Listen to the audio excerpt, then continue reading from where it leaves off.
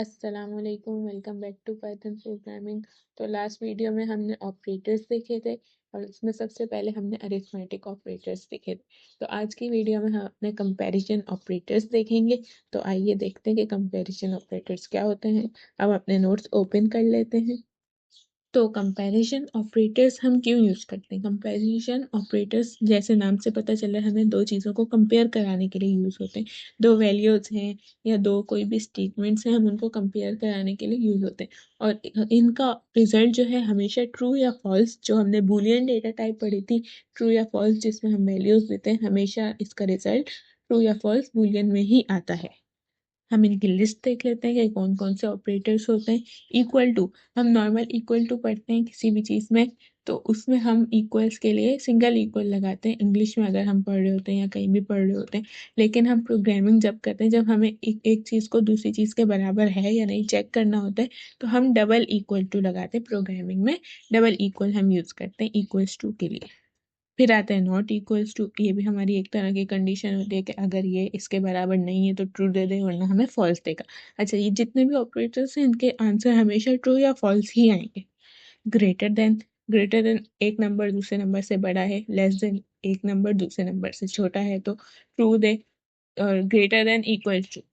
अच्छा, अब बात करते हैं ग्रेटर देन और इक्वल टू। इसमें क्या होता है, अगर एक नंबर दूसरे नंबर के इक्वल है, इक्वल सिर्फ इक्वल नहीं, अगर बड़ा है तब भी और इक्वल है तब भी वो हमें ट्रू देगा। लेस देन इक्वल टू में भी यही है कि अगर नंबर एक दूसरे नंबर से छोटा है या इक्वल है, मतलब एक हमारे पास रेंज की तरह आ गई कि अगर हम 10 लेस देन इक्वल्स टू हम कोई भी नंबर दे रहे हैं, तो वो चेक करेगा कि वो नंबर दूसरे नंबर से छोटा है या इक्वल है। अगर इक्वल है तब भी ट्रू देगा, छोटा है तब भी ट्रू देगा। यानी हमारे पास दो दो कंडीशंस ही कंबाइन है, ग्रेटर देन इक्वल टू की और लेस देन इक्वल टू में दो दो कंडीशंस हमारे पास कंबाइन है। अच्छा, इसकी इम्पोर्टेंस की बात कर लेते हैं कि ये हम कहाँ कहाँ यूज़ कर सकते हैं। इफ़ एल्स स्टेटमेंट्स हम पढ़ेंगे आगे, तो उसमें हम कंडीशंस चेक करने के लिए यूज़ कर रहे होते हैं। इसके अलावा हम लूप्स पढ़ेंगे, उनमें भी ये बहुत हमारे काम आ रहा होता है। लूप्स में भी हम कंडीशंस वगैरह चेक कर रहे होते हैं। अगर हम रियल लाइफ एग्जाम्पल की बात करें तो हम चेक कर रहे होते हैं कि एक, जिस तरह दो स्टूडेंट्स हैं, दोनों के पास मार्क्स हैं, तो हम चेक कर रहे होते हैं कि एक के मार्क्स दूसरे से ज़्यादा हैं या एक के मार्क्स पासिंग मार्क्स से ज़्यादा हैं, तो उसको हम पास करते हैं। अगर पासिंग मार्क्स से कम है तो हम वो फेल कर दें उस स्टूडेंट को।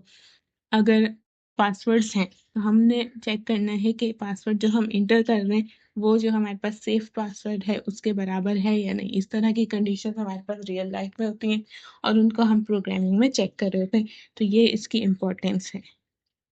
तो अब हम अपना एडिटर VS कोड खोल लेते हैं और अपना आज का प्रोग्राम स्टार्ट करते हैं। सबसे पहले हम अपना एडिटर ओपन करेंगे, उसमें एज यूजुअल हम न्यू फाइल क्रिएट करेंगे। न्यू फाइल हम किस नाम से क्रिएट कर सकते हैं, हम अपने ऑपरेटर्स, जो हम ऑपरेटर पर कंपैरिजन ऑपरेटर, उसके नाम से हम अपनी फाइल सेव कर लेते हैं। तो अब हमारी फाइल क्रिएट हो गई, हम अपना प्रोग्राम शुरू करते हैं। क्या करें, हम दो नंबर्स में इनपुट ले लेते हैं। अगर आप चाहें तो आप इसको खुद भी वैल्यूज़ दे सकते हैं। हम इनपुट ले लेते हैं, ए और बी वेरिएबल्स बनाते हैं, उसमें हम इनपुट लेते हैं। यूज़र से इंटीजर में लेना लाजमी है, में हम उस पर कंपेरिजन वगैरह करवा सकें वे दो वैल्यूज़ का। हमने दो वेरिएबल्स बना लिए ए और बी के नाम से। इंटीजर में हमने इनपुट ले लिया और हमने शो कराया आउटपुट स्क्रीन पे के इंटर, ताकि वो नंबर इंटर करे यूज़र। अब मैं जल्दी से प्रोग्राम लिख लेती हूँ। दो सारे कंपैरिजन ऑपरेटर्स हम इसमें यूज़ करके देखेंगे ए और बी पर। अच्छा, सबसे पहले अब ये इक्वल्स टू हमने यूज़ किया है। अब ए में जो नंबर देगा यूज़र और बी में जो नंबर देगा, फर्स्ट पे हमारे पास क्या होगा, अगर इक्वल्स है तो ट्रू आ जाएगा वरना फॉल्स आ जाएगा। सेकंड में हमारे पास क्या होगा, अगर नॉट इक्वल है तो ट्रू आ जाएगा, अगर इक्वल नंबर दे रही है तो फॉल्स आ जाएगा। फिर ग्रेटर है तो ट्रू आ जाएगा, लेस है तो ट्रू आ जाएगा, ग्रेटर देन है, ग्रेटर देन या इक्वल्स टू है तो ट्रू आ जाएगा, और less than equals to true है तो ट्रू आ जाएगा। अब हम इसको रन और डीबग करते हैं, फिर हम इसका आउटपुट देखते हैं और उसको अपने प्रोग्राम से मैच करते हैं कि हमारे पास आउटपुट सही आया या नहीं। तो फर्स्ट नंबर हमने एंटर कर देते हैं 41। अभी सेकंड नंबर मांग रहा है, हमने 2 एंटर कर दिया। अब देखें हमारे पास सबसे पहले a equals to B false आया है, तो मतलब हमारे पास जो कंडीशन थी कि दोनों नंबर इक्वल्स हैं तो ट्रू आएगा, पर हमने दोनों नंबर्स इक्वल नहीं दिए तो इसलिए ये फॉल्स आए। फिर सेकंड जो हमारी कंडीशन थी कि दोनों नंबर इक्वल नहीं है तो ट्रू आएगा, मतलब हमारे पास बिल्कुल ठीक इसने आंसर दिए, ट्रू ही आया है। अब 41 इज ग्रेटर देन 2, 41 2 से बड़ा है, बिल्कुल ठीक, तो इसने ट्रू दिया। लेस देन पे इसने फॉल्स दिया। अब ग्रेटर देन इक्वल टू की क्या कंडीशन थी कि अगर बड़ा नंबर है या इक्वल है, इक्वल तो फिलहाल हमारे पास नहीं है पर ग्रेटर नंबर है, इसलिए इसने उस पर ट्रू दिया। और लेस पे हमारे पास 2 जो है 41 से छोटा होता है, लेकिन 41 2 से छोटा नहीं होता, इसलिए इसने उस पर फॉल्स दिया है। ए में हमारे पास 41 सेव हो रहा है और बी में हमारे पास 2 सेव हो रहा है। तो ये थे हमारे पास कंपैरिजन ऑपरेटर्स, जिनको हमने अपने प्रोग्राम में यूज़ करके देख लिया कि हम इनसे क्या क्या काम कर सकते हैं।